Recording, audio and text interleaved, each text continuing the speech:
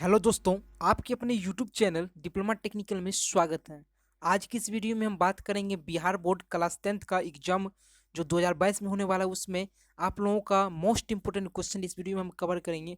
तो चलिए वीडियो को स्टार्ट करते हैं। इससे पहले यदि आप लोग हमारे चैनल पर पहली बार हैं तो हमारे चैनल को सब्सक्राइब करें और बगल में बेल आइकन को दबाना ना भूलें। तो चलिए वीडियो को स्टार्ट करते हैं।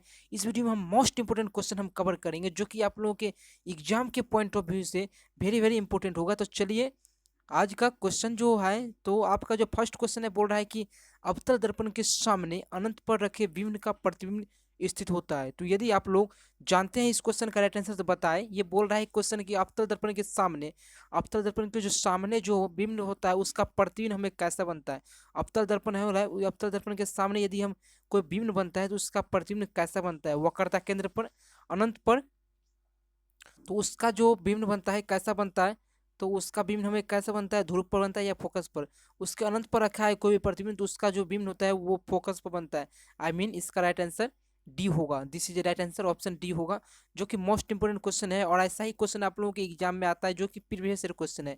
और इतना ही नहीं, आप लोग यदि आगे चलकर यदि कोई भी एग्जाम का तैयारी करेंगे तो उसमें भी आप लोगों का यही सब क्वेश्चन आता है। तो सेकंड नंबर क्वेश्चन है, लेंस के प्रकाश से केंद्र से गुजरने वाले प्रकाश से केंद्र बोल रहा है लेंस के प्रकाश से केंद्र जो होता है, मतलब कि मिड पॉइंट जो होता है लेंस का, कोई भी लेंस मान लीजिए, प्रकाश से केंद्र से गुजरने वाली प्रकाश की किरणें बोल रहा है, गुजरने वाली प्रकाश की किरणें के अपवर्तन के पश्चात क्या होगा। वो विचलन के साथ निर्गत होती है, 7 रंगों में विभक्त हो जाती है। तो this is right answer, option B हो जाएगा, जो कि मोस्ट इंपोर्टेंट क्वेश्चन है। थर्ड नंबर क्वेश्चन है, बोल रहा है कि मुख्य फोकस से गुजरने वाले प्रकाश से किरण उत्तल लेंस से उत्तल लेंस, यहाँ पर मिस्टेक हो गया, उत्तल लेंस होगा, सॉरी। यहाँ पर बोल रहे हैं मुख्य मुख्य फोकस से गुजरने वाले प्रकाश से किरण उत्तल लेंस से अपवर्तना क्या होता है। मतलब कि मुख्य फोकस से यदि कोई भी लेंस गुजरता है तो अपवर्तन के पश्चात क्या होता है, मुख्य फोकस से हो जाता है या निर्गत मुख्य फोकस के समांतर हो जाती है। This is right answer. इस क्वेश्चन का जो राइट आंसर होगा ऑप्शन बी हो जाएगा, मतलब निर्गत किरण मुख्य अक्ष के समांतर हो जाता है। This is right answer, option B हो जाएगा। फोर्थ नंबर क्वेश्चन है कि मुख्य अक्ष के समांतर आने वाली कोई प्रकाश की किरण अवतल लेंस से अपवर्तन के पश्चात क्या होता है। तो दिस इज राइट आंसर, मुख्य अक्ष के विपरीत होती है, उसी पथ के अनुदिश वापस परावर्तित हो जाती है। तो 4 नंबर क्वेश्चन का जो राइट आंसर होगा, निर्गत किरण मुख्य अक्ष के समांतर हो जाती है। निर्गत किरण, इस क्वेश्चन का जो राइट आंसर हो जाएगा ऑप्शन डी हो जाएगा, मतलब कि निर्गत किरण मुख्य अक्ष से दूर हो जाती है। This is right answer, option D हो जाएगा। तो चलिए नेक्स्ट क्वेश्चन हमारा है, यदि आप लोग हमारे चैनल पहली बार हैं तो हमारे चैनल को सब्सक्राइब करें और बगल में बेल आइकन को दबाना ना भूलें, ताकि हम जब भी नया वीडियो डालें आप तक रेगुलर पहुंचे। तो 5 नंबर क्वेश्चन का राइट आंसर क्या होगा, यदि किसी परिपथ के किन्हीं दो बिंदुओं के बीच, बोलना है कई परिपथ है, सपोज क्लोज जो लूप हम बनाते हैं, तो क्लोज लूप में क्या बोल रहा है, परिपथ में बोला है कि यदि किसी परिपथ में किन्हीं दो बिंदुओं के बीच विभवांतर भी और धारा आए, यदि कोई परिपथ है उसमें परिपथ में विभवांतर भी धारा आय है, विभवांतर भी एंड टाइम दिया गया है, मतलब कि धारा विभवांतर और टाइम दिया गया है, तो कार्य डब्ल्यू हमें वर्क क्या होगा, तो डब्ल्यू बराबर होता है वी आई टी होती है। This is right answer, option ये फॉर्मूला बेस है, डब्ल्यू बराबर वी आई टी होता है। तो this is right answer, option A हो जाएगा। 6 नंबर क्वेश्चन है, बोल रहा है कि विद्युत परिपथ की शक्ति होती है, विद्युत परिपथ की जो शक्ति होती है, शक्ति क्या होगा, पावर हमें बोल रहा है, पावर वी आई, पावर का जो फॉर्मूला होता है हम आप लोग बता देते हैं। जो सब विद्युत परिपथ की जो शक्ति होती है, शक्ति को हमें पावर से इंग्लिश में कहते हैं, इसको जो डिनोटेड किया जाता है पी से डिनोट किया जाता है, और पी बराबर जो होता है वी आई होता है। तो हम इसको जो वी आई होता है इस पर यदि ओम्स लॉ के द्वारा यहाँ पर हमें वी और आर में हमें रिलेशन दिया गया है, तो वी आई यहाँ पर दिया गया है डायरेक्ट। वैसे यहाँ पर यदि हम इसको तोड़ दें तो हो जाएगा आई बराबर ओम्स लॉ के बैठा देंगे तो वी बराबर आई क्या होता है, वी बराबर आई आर होता है ओम्स लॉ में। तो यदि हम आई के स्थान पर यदि वी का वैल्यू रख दें, वी अपॉइंट आर रख दें, तो क्या हो जाएगा, V into V upon R, मतलब वी स्क्वायर अपॉइंट आर हो जाएगा। तो दिस इज राइट आंसर, कौन ऑप्शन में होता है, वी स्क्वायर अपॉइंट आर, जो कि पावर का होता है, तो ऑप्शन डी हो जाएगा। यहाँ पर आप लोग समझ गए होंगे, निम्नलिखित में से कौन सा मात्रक वाट के बराबर नहीं होता है, कौन सा ऐसा मात्रक है जो वाट के बराबर नहीं होता है, जूल प्रति सेकंड, वोल्ट पर एम्पियर, एम्पियर स्क्वायर ओम जो दिया जाएगा 2 square ohm. This is right answer option क्या हो जाएगा? यदि आप लोग जानते हैं तो कमेंट बॉक्स रिप्लाई दें। इस क्वेश्चन का जो राइट आंसर हो जाएगा मात्रक बराबर नहीं है, तो ये जो है जूल प्रति सेकंड ये भी है, वोल्ट पर एम्पियर भी है, एंड एम्पियर स्क्वायर कूलम मतलब ओम भी है। तो इस क्वेश्चन का जो राइट आंसर होगा ये मतलब कि डी हो जाएगा। मतलब इस क्वेश्चन का जो तीनों है गिवन डेट जो ऑप्शन ए बी एंड सी दिया गया है, this is right answer and the D is not, मतलब कि दिस इज इस क्वेश्चन का हमें बोला है नहीं, तो इस क्वेश्चन का राइट आंसर ऑप्शन डी होगा। 8 नंबर क्वेश्चन बोला है यदि किसी प्रतिरोधक में प्रभावित होने वाले विद्युत धारा दोगुनी कर दी जाए, बोल रहा है यदि आप लोग क्वेश्चन को यदि आप गौर से समझिएगा ना तो उसमें से आप लोग का 30% क्वेश्चन तो वैसे ही बन जाता है। आई मीन यदि भी कोई भी क्वेश्चन हो दुनिया का कोई भी क्वेश्चन यदि आप लोग अच्छा से रीड करिएगा तो उसमें यदि अच्छा से रीड करिए आपका क्वेश्चन यदि बन जाएगा, आपको खुद समझ में आ जाएगा कि वो क्वेश्चन बनने वाला है कि नहीं। मतलब आप अच्छा से रीड कर लिए तो आपका 30% क्वेश्चन तो वैसे ही बन गया। तो इसीलिए आप लोग क्वेश्चन को पहले अच्छा से रीड करिए, क्या है कि जो होता है वो दिखता नहीं, इसलिए आप लोग अच्छा से पढ़िए। यदि किसी प्रतिरोधक में प्रभावित होने वाले विद्युत धारा दोगुनी हो जाती है, यदि किसी प्रतिरोध में प्रभावित होने वाले विद्युत धारा यदि हमें बोल रहा है धारा दोगुनी हो जाती है तो उत्पन्न ऊष्मा क्या हो जाएगा? तो प्रतिरोधक है, प्रतिरोधक में प्रभावित होने वाले विद्युत धारा धारा आय होते हैं डिनोट किया जाता है, उसमें उत्पन्न ऊष्मा मतलब कि गुप्तीय ऊष्मा होता है जो क्या हो जाएगा? तो इस क्वेश्चन का राइट आंसर क्या होगा? तो इस क्वेश्चन का जो राइट आंसर हो जाएगा देखिए, हम बना के वो जो फॉर्मूला बेस बताते हैं, क्यू बराबर होता है आई स्क्वायर आर टी होता है, आई स्क्वायर आर टी होता है। तो आई स्क्वायर आर टी होगा, तो यहाँ पर हमें बता रहा है यदि किसी परिबद्ध विद्युत धारा में विद्युत धारा को दोगुनी करे, मतलब कि धारा को दोगुनी करे, धारा क्या है? ये आई है, जो मतलब कि आई क्या इलेक्ट्रिक करंट आई है, तो आई को हमें क्या दोगुना कर दे, तो 2 से यदि मल्टीप्लाई कर देंगे, 2 से मल्टीप्लाई करेंगे तो 2 का स्क्वायर क्या होगा? तो उन्हें 4 4 आई स्क्वायर क्या हो जाएगा? 4 आई स्क्वायर आर टी। तो दिस इज ए क्यू का मान क्या होगा? मतलब कि हमें क्यू वैल्यू फाइंड आउट करना है गुप्त उसमें, क्यू क्या होगा? 4 गुनी हो जाएगा। दिस इज राइट आंसर क्या हो जाएगा? 4 गुनी, ऑप्शन बी हो जाएगा। वही क्वेश्चन ये है, स्थिर विभवांतर में विद्युत परिपथ का प्रतिरोध को आधा कर दिया जाए, वही प्रतिरोध को यदि आधा कर दिया क्यू बराबर क्या होगा? आई स्क्वायर आर टी।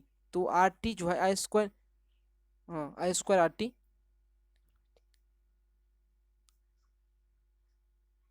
क्यू बराबर आई square R T.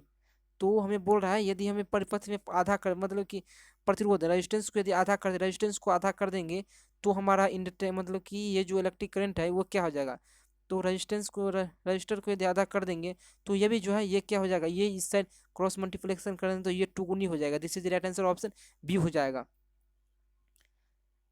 10 number question है यदि किसी परिपथ का वह गुण जो विद्युत ऊर्जा को, जो इलेक्ट्रिक एनर्जी को मतलब क्या बदल जाता है? उष्मा में बदल, मतलब आई मीन कि इसमें बोल रहा है कि इलेक्ट्रिक एनर्जी जो हीटिंग एनर्जी में कन्वर्ट करते हैं क्या कहलाता है? तो इलेक्ट्रिक एनर्जी को आप लोग देखे होंगे। इस क्वेश्चन का राइट आंसर यदि आप लोग जानते हैं, ये इस क्वेश्चन को हम बताते हैं, आप लोग अच्छा से समझिए। ये क्वेश्चन जो बोल रहा है कि यदि कोई भी परिपथ है क्लोज लूप, मतलब कि ये देखिए सपोज दैट ये वायर है, इलेक्ट्रिक वायर है, ये आप लोग समझिएगा, समझने की कोशिश करिएगा। ये इलेक्ट्रिक वायर है, यहाँ पर यदि फ्लो ऑफ इलेक्ट्रॉन क्या होता है? आई मीन इलेक्ट्रॉन चार्ज के जो फ्लो, मतलब कि हमें इलेक्ट्रिक करंट का डिफाइन कैसे करिएगा आप? तो बोल रहा है flow of electron, I mean electron के फ्लो से हमें इलेक्ट्रिक करंट पैदा होते हैं। तो वही बोल रहा है इलेक्ट्रॉन यदि यहाँ पर होगा, सपोज बताते हैं ये वायर है, वायर का क्रॉस क्रॉस सेक्शनल एरिया ये हो गया, ये वायर, ये कोई भी वायर हो गया, वायर का इलेक्ट्रॉन है, इलेक्ट्रॉन ये पार्टिकल हो गया। इलेक्ट्रॉन यदि मूवमेंट करता है, आप लोग जानते हैं इलेक्ट्रॉन जो है मूवमेंट करता है, तो इलेक्ट्रॉन यदि मूवमेंट करेगा तो उससे क्या होगा? इसके विपरीत जो है इसमें इलेक्ट्रॉन प्रोटॉन भी रहता है, जो कि प्रोटॉन फिक्स रहता है। तो प्रोटॉन जो फिक्स रहता है इसमें बहुत रहता है। ऐसे प्रोटॉन यदि फिक्स रहेगा तो इलेक्ट्रॉन यदि जाएगा मूवमेंट करेगा तो उससे आप लोगों का रगड़ाहट हो गया, आई मीन रेजिस्टेंस, मतलब प्रति मतलब बोलता है कि उसके रगड़ाहट से उसमें उसमें उष्मा उत्पन्न होगी। तो उष्मा उत्पन्न होगी आई मीन मतलब कि रेजिस्टेंस उत्पन्न होगी। उसी उष्मा को क्या कहते हैं? रेजिस्टेंस कहा जाता है, आई मीन प्रतिरोध कहा जाता है। This is right answer option C हो जाएगा। 11 और क्वेश्चन निम्नलिखित में से कौन सा मात्रक वाट के बराबर नहीं होता है? तो ऐसा कौन सा मात्रक है जो वाट के बराबर नहीं होते हैं? तो इस क्वेश्चन का राइट आंसर क्या होगा? वाट के बराबर कौन सा नहीं होती है? तो 11 नंबर क्वेश्चन का जो राइट आंसर होगा, यदि आप लोग जानते हैं तो कमेंट में रिप्लाई दें। बोला है कि कौन सा मात्रक जो वाट के बराबर नहीं होते हैं, तो इस क्वेश्चन का जो राइट आंसर हो जाएगा मतलब कि जूल प्रति सेकेंड, जो कि आप लोग फर्स्ट इससे पहले वाले क्वेश्चन में भी रीड कराए थे। तो जूल प्रति सेकेंड भी होती है, वोल्ट एम्पियर भी होते हैं, एंड एम्पियर स्क्वायर ओम भी होती है। दिस इज राइट आंसर, ये ऑप्शन डी नहीं होती है। This is right answer option D हो जाएगा। 12 नंबर क्वेश्चन है दो प्रतिरोधों, बोल रहे हैं कि 2 प्रतिरोध है जो ए बराबर 22 एंड द बी 4 दिया गया है, बोल रहा है ए इतना दिया जाएगा, बी इतना दिया जाएगा, तो समांतर क्रम में प्रतिरोध दिया गया है। समांतर क्रम में समान विद्युत धारा प्रभावित होती है। ए और बी के उत्पन्न ऊष्मा का अनुपात क्या होगा, ऊष्मा का जो अनुपात बोल रहा है वो क्या होगा। तो हम बताना है इसमें जो ऊष्मा का जो अनुपात होगा कैसे होगा, इसमें आप लोग बताइएगा। इसमें जो फॉर्मूला होता है क्यू बराबर आई स्क्वायर आर टी जो होता है, उस पर हम बताते हैं। तो यहाँ पर बोल रहा है अनुपात बोल रहा है, तो क्यू बराबर आई स्क्वायर आर टी जो होता है, तो इस दो प्रतिरोध दिया गया है, तो आई स्क्वायर क्यू वन मान लेते हैं आई स्क्वायर आर टी, और अपॉइंट क्यू टू का जो वैल्यू है वही भी आई स्क्वायर आर टी। तो आई स्क्वायर आर टी कट गया, और आर वन आर टू मान लेते हैं इसको, तो R one upon R two हो जाएगा। तो आर वन कितना दिया गया, मतलब कि 22/44, तो 22/44, तो 44 1/2, तो 1/2 हो जाएगा कितना 1:2 हो जाएगा। This is right answer, option B हो जाएगा। 30 नंबर क्वेश्चन है, विद्युत हीटर में तार की कुंडली के लिए किस तत्व का व्यवहार किया जाता है। तो उस तत्व का जो एलिमेंट होता है जो विद्युत हीटर में जो तार होती है वो आप लोग देखे होंगे, वो जो होता है तार जो होती है, वो विद्युत हीटर में जो तार होती है कौन सा होता है, वो नाइक्रोम का वायर होता है। आई मीन नाइक्रोम का जो वायर होते हैं वो इसका इस्तेमाल किया जाता है, जो कि मतलब हीटिंग के लिए नाइक्रोम वायर का इस्तेमाल किया जाता है। This is right answer, option A होगा, जो कि मोस्ट इंपोर्टेंट क्वेश्चन ऑब्जेक्टिव है। और आप लोगों के यदि आप लोग ITI पॉलिटेक्निक की तैयारी करना चाहते हैं, हमारे चैनल को सब्सक्राइब करें। हमारे चैनल पर ITI एंड पॉलिटेक्निक की तैयारी कराए जाते हैं। तो 40 नंबर क्वेश्चन है, 220 वोल्ट पर किसी विद्युत बल्ब से 5/11 एम्पियर की धारा प्रवाहित होती है, तो बल्ब का शक्ति हमें ज्ञात करना है। ये क्वेश्चन मोस्ट इंपोर्टेंट क्वेश्चन है, तो इस क्वेश्चन को आप लोग देखिएगा। तो ये इस क्वेश्चन का यदि आप लोग जानते हैं तो इस क्वेश्चन का राइट आंसर हमें बताएं। 220 वोल्ट और 220 वोल्ट पर किसी विद्युत बल्ब से 5/11 एम्पियर की विद्युत धारा प्रभावित होती है, तो विद्युत शक्ति हमें ज्ञात करना है। तो आप लोग जानते हैं शक्ति क्या होगा, शक्ति पी बराबर क्या होता है, आप लोग जानते हैं पी बराबर वी होता है। पी बराबर वी होता है, तो हमें ओनली कितने क्या दिया है, भी दिया गया है, एंड द एम्पियर क्या होगा, इलेक्ट्रिक करंट दिया गया है, आई दिया गया है, आई आई दिया गया है। तो आई जो दिया गया है तो हमें भी और आई, तो हमें बोल रहा है शक्ति 220 वोल्ट पर किसी विद्युत बल्ब में इतना एम्पियर की धारा प्रवाहित होती है, तो पी बराबर वी होता है। तो डायरेक्ट हमें यहाँ याद करिए, तो पी बराबर वी पे हमें 220 वोल्ट इंटू 5/11, 5/11, 11×2 = 22, 20×5 = 100, 100 वाट हो जाएगा। This is right answer, option C हो जाएगा। 15 नंबर क्वेश्चन है कि 25 वाट तथा 100 वाट के बल्ब समांतर क्रम में जुड़े होती हैं, तो क्या होगा। यदि समांतर क्रम में कोई भी बल्ब जुड़ी होती है, 25 वाट सपोर्टर, ये बल्ब है, सॉरी ये बल्ब है, क्लोज लूप बनाते हैं। समांतर क्रम में दो बल्ब जुड़ा गया है, तो बोल रहा है कि दो बल्ब हमें दिया गया है, इतना इतना दिया गया है, तो बोल रहा है कि जुड़े हुए बल्ब में कौन सा अधिक प्रकाशित होगा, तो इसमें इक्वल करंट जाएगा, इक्वल करंट जाएगा। तो बोल रहा है कि सबसे जो 100 वाट का बल्ब जो होगा, वो इस क्वेश्चन का राइट आंसर 100 वाट का जो बल्ब होगा उसमें अधिक प्रकाशित होगा। This is right answer, option. यदि यहाँ पर यदि पार्लर नहीं सीरीज ग्रुपिंग होता है, तो सबसे कम वाट जो होगा उसमें अधिक बल्ब होगा। दिस इज राइट आंसर, इस क्वेश्चन का ऑप्शन बी हो जाएगा। नेक्स्ट नंबर क्वेश्चन है कि 60 वाट था 40 वाट के दो बल्ब श्रेणी क्रम में जो है यहाँ पर सीरीज ग्रुपिंग में दिया गया है, तो सीरीज ग्रुपिंग में क्या होगा 40 60 वाट एंड इतना 40 वाट दिया गया है, तो जिस भी मतलब कि जो भी छोटा यूनिट है उसमें जो पूरा पूर्ण प्रकाश होगा, आई मीन मतलब कि पूरा एफिशिएंसी के साथ वो जलेगा। तो दिस इज राइट आंसर, इसमें क्या होगा 40 वाट हो जाएगा। 7 नंबर क्वेश्चन है कि दो बल्ब क्रमशः 15 वाट 220 वोल्ट एंड 60 वाट 220 वोल्ट की क्षमता वाले हैं, उनके फिलामेंट प्रतिरोध के अनुपात क्या होगा। तो उनका फिलामेंट का जो प्रतिरोध होगा उसका हमें अनुपात बताना है। तो इस क्वेश्चन का राइट आंसर क्या होगा, यदि आप लोग जानते हैं तो इस क्वेश्चन का राइट आंसर आप लोग न्यूमेरिकल है तो बनाइए। तो फिलामेंट में प्रतिरोध को अनुपात क्या होगा, तो प्रतिरोध का जो अनुपात हमें बताना है। तो इस क्वेश्चन को जो राइट आंसर होगा हम बताते हैं। देखिए इस क्वेश्चन का जैसे कि अनुपात हमें आर निकालना है, हमें क्या क्या दिया वो पहले देख लीजिए। आप लोगों को वाट दिया गया है, मतलब कि पी दिया गया, पावर वाट का जो होता है पावर, पावर दिया गया एंड वोल्ट दिया गया है। तो इसमें जो दिया गया है तो पी बराबर वी होता है, आप लोग जानते हैं पी बराबर जो वी होता है, तो ओम्स लॉ के अकॉर्डिंग वी बराबर आई आर होता है। तो वी बराबर आई आर होता है, तो आई का मान हमें वी के जगह पर रख देंगे, तो क्या हो जाएगा पी बराबर V square, I upon I बराबर क्या हो जाएगा, आई बराबर वी अपॉन आर हो जाएगा। तो वी अपॉन आर हो जाएगा, तो आई वी स्क्वायर अपॉन आर हो जाएगा। तो पी बराबर वी स्क्वायर अपॉन आर हो जाएगा। तो आर हो जाएगा, तो हमें क्या हो जाएगा, आर बराबर वी स्क्वायर अपॉन आर बराबर क्या हो जाएगा, फिर यहाँ पर क्रॉस मल्टीप्लिकेशन करेंगे तो आर बराबर हो जाएगा, आर बराबर आप लोगों को हो जाएगा वी स्क्वायर अपॉन पी हो जाएगा। तो भी का मान कितना है दिया गया है, भी का मान आप लोगों को 220 वोल्ट है, 220 वोल्ट भी का सेम है, एंड द 60 वाट एंड ये इतना दिया गया है। तो हमें देखना है तो भी स्क्वायर अपॉन इतना, तो दोनों प्रतिरोध का अनुपात कितना होगा, तो पहले R1 का निकाल लेते हैं। तो R1 इतना हो गया एंड R2 इतना हो गया, तो इसमें बताते हैं 15, ये भी स्क्वायर कितना, भी 220 volt, 220 into 220 volt upon P कितना दिया है, 15 दिया गया है, 15 अपॉन मेन ये हो गया एंड द 220 वोल्ट सेकेंड के लिए दिया गया है, 220 वोल्ट अपॉन द 60 दिया गया है। तो ऊपर में ऊपर कट जाएगा, मतलब कि ये कट जाएगा तो बचा 15 चौके 60, तो 1 अपॉइंट कितना हो जाएगा 4, तो 1/4 किसने दिया गया है, मतलब कि 1/4 ऑप्शन ए में दिया गया है, 1/1/4, this is right answer, option A हो जाएगा।